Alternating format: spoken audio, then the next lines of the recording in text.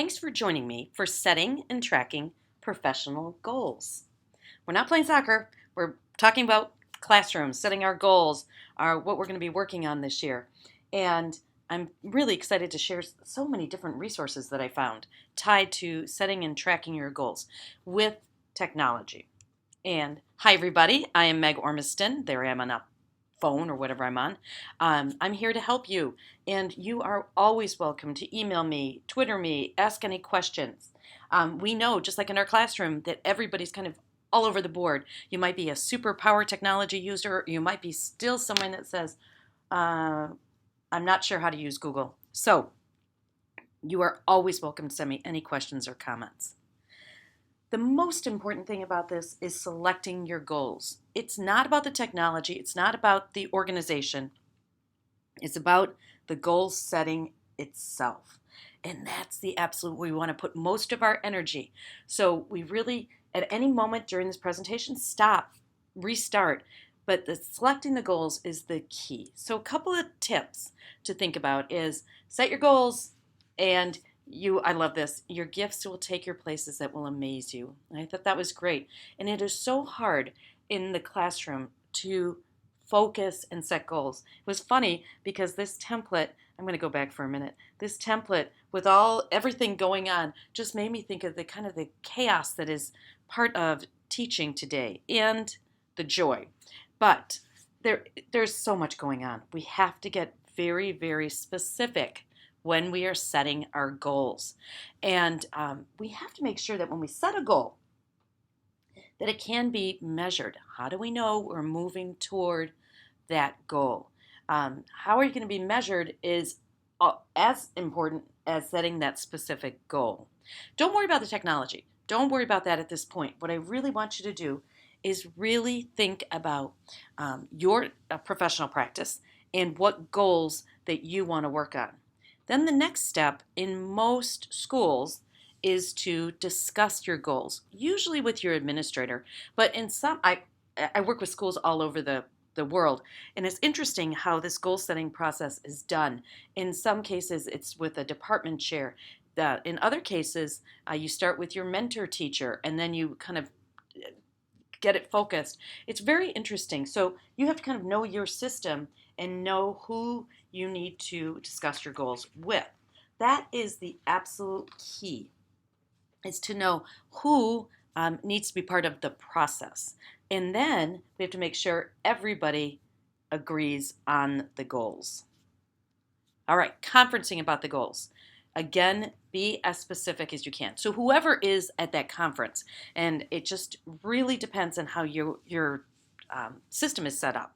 So once you figure that out, when you're conferencing, you want to be specific. And then, of course, back to how are you going to measure? What very specific things are you going to be using to see how you're moving toward your goal? Now, this is one of the keys that really technology can help with. What evidence will you need to provide to show progress toward the goal? And good professional goals probably are not just one standardized test. So what are those specific pieces of evidence? You want to know that kind of really, really upfront so you can start collecting that evidence and getting it out there. And then, depending on your system and how it works, what is the timeline for conferencing and sharing?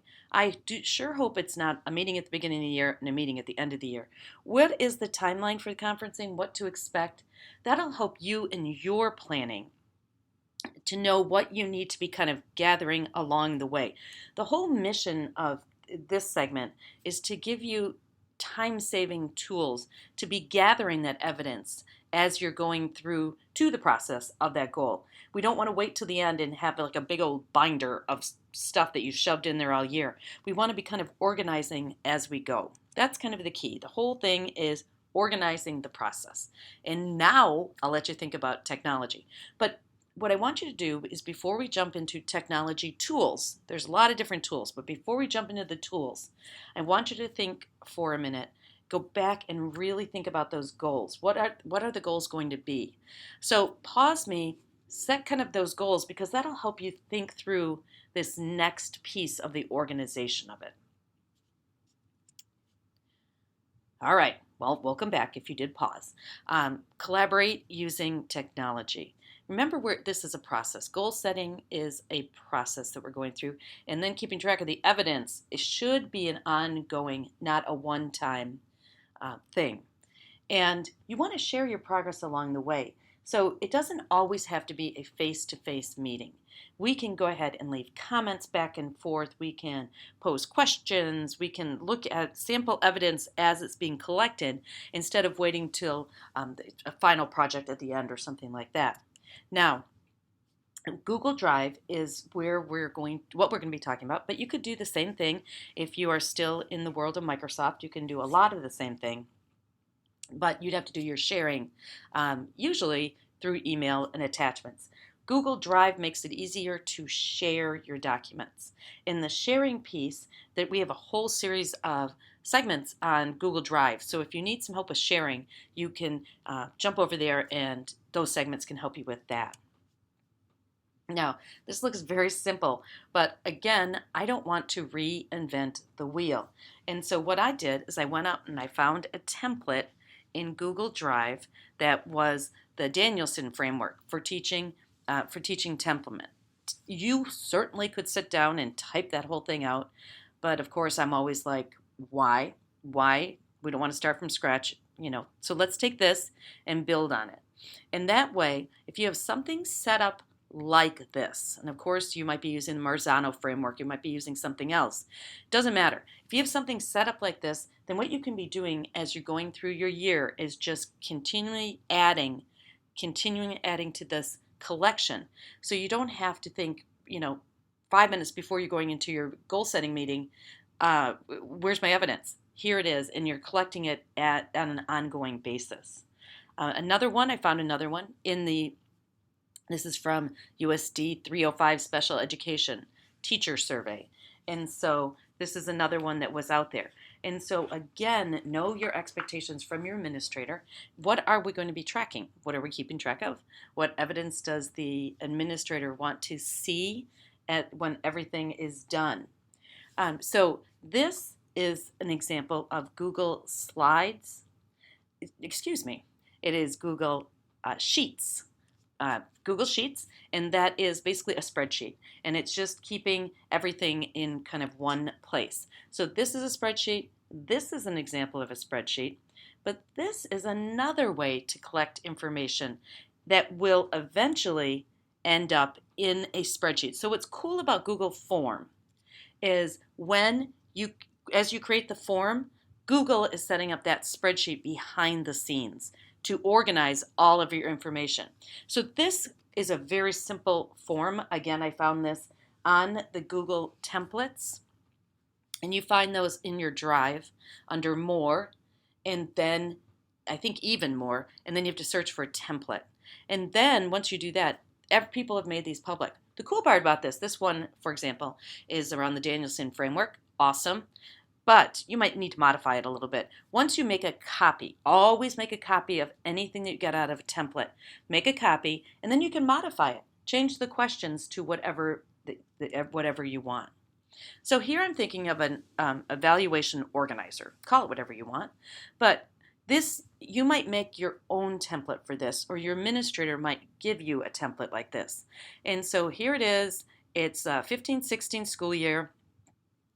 Here's all the information up at the top. What are your goals? This is where you're going to list your goals very specifically and make sure everybody agrees. And then you can go ahead and start collecting the data right within this table. Now, what you can do is, if you notice that blue one that says informal evaluation, you can create hyperlinks, they're called, or hyperlinks. And you don't need any big fancy anything to create a hyperlink. So what I want to do is I want to show you what you do. First thing you do is you highlight the word that you would like to hyperlink to. So in this case, I had highlighted the informal evaluation. That's where I wanted the link. And then you just highlight it. And then if you look up on the toolbar, the one that looks like a little link, you click there and this box appears. You can link to anything that has a hyperlink. So let me clarify what that means. Let's say that you have a rubric, for example, that you have created, and you have maybe made that in Microsoft Word. You can upload that to Google Docs, and everything that comes into the Google Doc world gets an address, a big, unique web address. And so what you do is once you upload that to Google Docs, then all you do now is take that web address, paste it in here. Wah! Magic. You have a hyperlink. Okay? So you can do it two ways. One way, see how that is big and ugly? See how that, because I just pasted that in there. And so we don't want that big and ugly link in there. So to make it not big and ugly, that's where you highlight the word. And then basically the link, that big ugly link, is behind there. Because I know that would drive many teachers I work with crazy to see a link like that. So you don't have to have links like that. Make them pretty links. That's what I call them for lack of tech terms. Now over to the right, you notice the comments. The comments is a way for you to communicate with your administrator. So instead of kind of having the you in the document itself, you can have the comments over to the side. So my comment is, can we reschedule our meeting? And then when the administrator gets back to me, then we can resolve that. And then that comment goes away and it's not part of the document anymore. And so this whole organization piece is so key. You got to really think through this, hopefully the beginning of the year. So then everything is in one place. All of your information, I always say that everything's in one container. So think of it that way, that this is one place. So you're thinking evaluation, boom, here it is right here. And so that's kind of the beauty of it. The other beauty of using Google Drive is you can access it from any device, anytime, anywhere. You don't need any specific software or anything like that, which is great. All right, now here's the organization part. And you're looking, this is like me inviting you over and looking in my closet. Okay, I have a mess. The good news is those are all folders, but I still have too much. I need a good housekeeping, house cleaning of my Google Drive. The more organized you can be up front, the better off everything is going to be. So think there's going to be one folder for evaluation, just one place that anything tied to your evaluation and your goals is going to be there. Nothing else, just one folder. Now, you can share within Google Drive, you can share just a document or you can share a folder. So think about that. You could share the whole folder with your administrator if you want. It's up to you how you want to do that. And so there's all different things that you can do there. Plan now to save time. In the long run, it'll be amazing. You only have one place that everything is. Now, thanks for joining me for this one. And if you have any questions, of course, you are absolutely welcome to email me. I want to say a big thank you to the folks at Slide Carnival for sharing this great template that really captures what life is like in the classroom. So thank you for joining me for this segment. Have a great day.